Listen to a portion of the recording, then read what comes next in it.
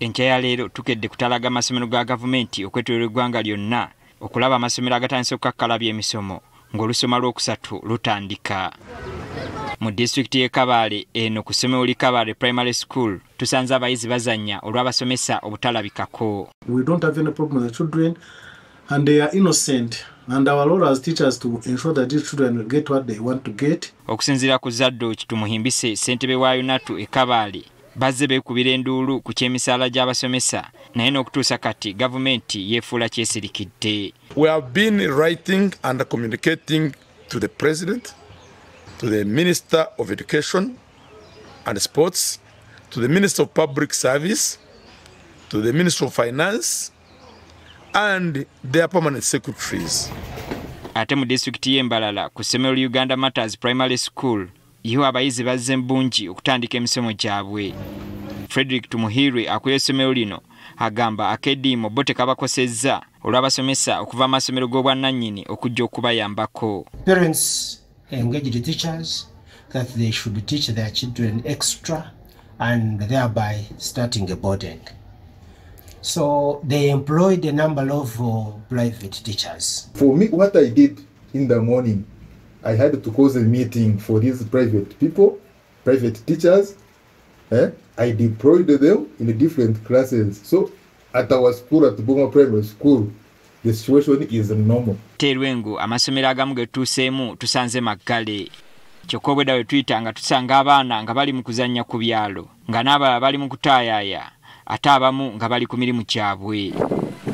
Ku ssomero lya Kibirizi Primary School esangibwa mu ggombolola y'e Kyazanga tusanze lyaggaddwa nga wano we batutegeereza nti abayizi balagiddwa okudda awaka. Nabalingesiga n'ennyambala n'entuuka ku ssomero ne batugamba mbu era amasomero bagagadde abasomesa bakyankalanye era muno babamye ssente. Ku ssomero li Bulimannyanja Primary School era e Lwengo abayizi tusanze bali bweru wa bibiina nga bali mu kuzannya.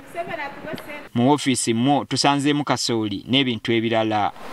N'amasomero amalala ge tusobodde okulambula okubadde Bishop Ssenyonjo Primary School, Gender Primary School n'amalala embeera ebadde yeemu. Twalowooza ku basawo ne tubongeza emisaala gyabwe tulowooze ne kubasomesa kubanga ate be batendeka ffenna. Ate Mpigi tulambudde amasomero okuli St. Kizito Primary School, Kibuka Memorial, Bethania Church of Uganda n'amalala tusanze nayo abasomesa tebaliiyo. Ku Kabira Umeya omukulu w'essomero lino Swaibu Sekamwa atubuulidde nti kuno kusomoozebwa kwa maanyi okulaba nga abayizi basobodde okulabikako ate abasomesa ne babula.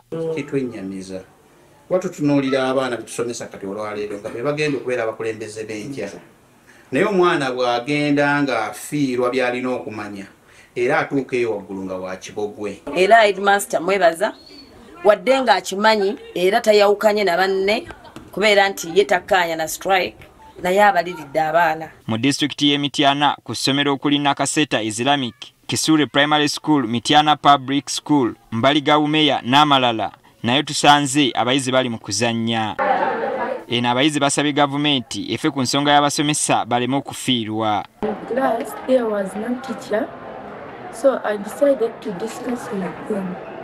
Kati kye tusaba gavumenti etwongere eyongere abasomesa ku musaala. Teachers yefe abatandika abaana naye ate n'olaba nga bafa kuba waggula ekitali kibi naye ate ffe ne batulekerera. Mu disitulikiti y'e Kayunga naye abasomesa bakombye kwebaza eriibwa nga bwe batagenda kulinnya mu bibiina singa gavumenti tekola ku nsonga zaabwe. Si kya bwenkanya omusomesa wa primary okubeera ng'akyafuna emitwalo 4.